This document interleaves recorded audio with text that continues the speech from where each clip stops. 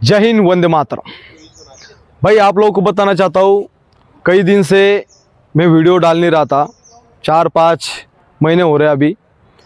मेरा कई दिन से मैं जो नासिक में सेंट्रल जेल में था, क्योंकि मेरे अगेंस्ट में एफआईआर दर्ज हुई थी, जिसमें मैं जो आंदोलन कर रहा था उसमें कि जवानों को भड़का रहा है, उकसा रहा है, इस तरह का एक एफआईआर हुआ विद्रोह स्वरूप का। आर्टिकल बीएनएस एक्ट के तहत 159, 151 इस तरह के बहुत सारे कलमे लगाए थे। पर कोर्ट के सामने जब मुझे प्रेजेंटेशन किया गया तो कोर्ट ने मेरा जामीन मंजूर किया। पर उस बीच में क्या हुआ था कि 4 महीने 10 दिन तक मैं नासिक सेंट्रल जेल में था, और उसी बीच में मुझे बच्चा भी हुआ, लड़का भी हुआ। और उस बीच में मैं जब बाहर निकला तो 2.5 महीने बाद मेरे बच्चे का मैंने मुंह देखा। और जो आंदोलन में मेरे साथ कुछ जवान थे, वो अपनी जो उनकी बात थी वो बात यूट्यूब चैनल पे बोल रहे थे। मैंने यूट्यूब पे जो वीडियो डाले थे और उस बारे में जो बात कही थी, ये मेरा सिर्फ मेरी व्यथा में मान रहा था, उसमें बता रहा था कि ये देखिए हमारे साथ ये हो रहा है। पर मैं कभी भी आर्मी के अगेंस्ट बिल्कुल नहीं था। आर्मी मेरा प्यार है, आर्मी के बढ़कर कुछ नहीं हो सकता इस देश में। और इसीलिए मैं व्यवस्था के ऊपर और भ्रष्टाचार के अगेंस्ट में मेरा आंदोलन चल रहा था। उसी बीच में मैं आप लोगों को ये भी बता रहा हूँ कि मैंने अभी संकल्प लिया है। सारा चीज़ मैंने देख लिया, कोई कुछ नहीं आता है, सब साइड में हो जाते हैं। पर जो एडवोकेट वकील थे वो मेरी फ्री में केस लड़ रहे, फ्री कॉस्ट।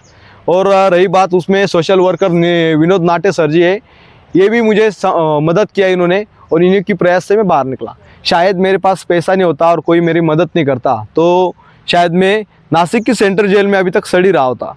ये बहुत सारी चीज़ें होती है, एक मिडिल परिवार का आदमी क्या क्या कर सकता है।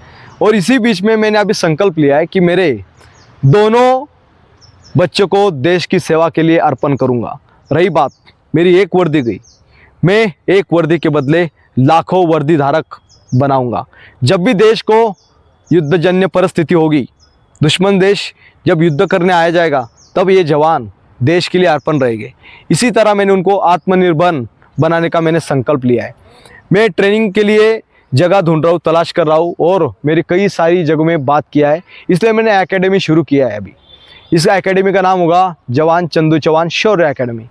और इसमें लाखों युवा प्रशिक्षण के लिए मुझे कॉल तो कर रहे हैं महाराष्ट्र भर से, देश भर से। पर उनके लिए मेरे पास खाने पीने की व्यवस्था ना होने की वजह से मैं अभी भी कुछ लोगों से, स्थानिक लोगों से मदद भी ले रहा हूँ। और मदद ये नहीं कि हमें सिर्फ खाने पीने के लिए जगह चाहिए, इस तरह की मेरी बात चल रही है। जो भी कोई होगा, जब ये सारी अपडेट आपको पता चलेगी, जब मेरा सारा चीज़ सिस्टम सही से प्रॉपर हो जाएगा, तब मैं आपको अपडेट देता रहूँगा।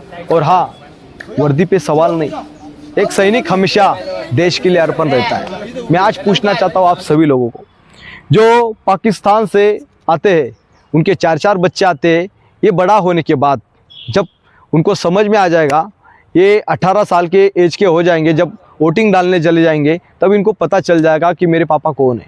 क्योंकि वो गूगल में सर्च करेंगे और बात करेंगे मेरे पापा कहाँ है, तो उनको बता देगा कि आपके पापा पाकिस्तान में बैठे। आप समझ ही गए होंगे मैं किसकी बात कर रहा हूँ।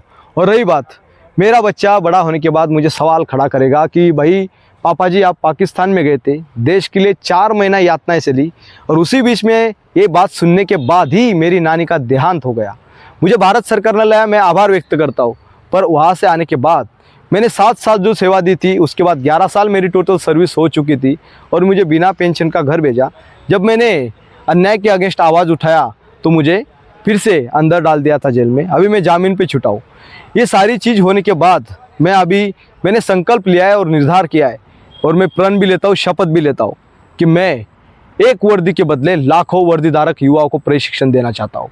इसीलिए आप लोगों को ज़्यादा मैं वीडियो में डिटेल डाल नहीं रहा हूँ, क्योंकि मैं अभी सारी चीज़ व्यवस्था हो जाने के बाद, जो भी देश में से, कश्मीर से लेकर कन्याकुमारी तक कोई भी इस एकेडमी में आएगा तो 6 महीने के प्रशिक्षण के बाद वो आत्मनिर्भर तो बनेगा, साथ ही दुश्मन ने जब आग उठाई तब भी वो देश को ज़रूरत पड़ने पे खड़ा रहेगा। हम जब दुश्मन के सामने खड़ा होते, एक आधी बार हमारा एम्युनिशन, हथियार ख़त्म हो गई, तो हम दुश्मन को डरना नहीं है। उस दुश्मन को लड़ने के लिए आपको आत्मनिर्भर बनना पड़ेगा। इसी तरह मैंने ये संकल्प लिया है। जो भी इस एकेडमी में आएगा वो कांटेक्ट कर सकता है और बाद में यहाँ पे जुड़ सकता है।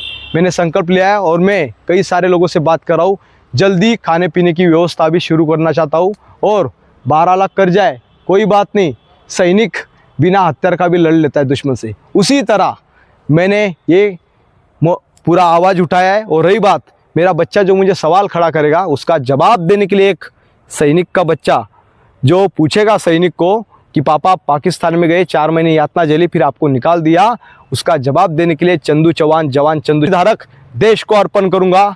जय हिंद, वंदे मातरम।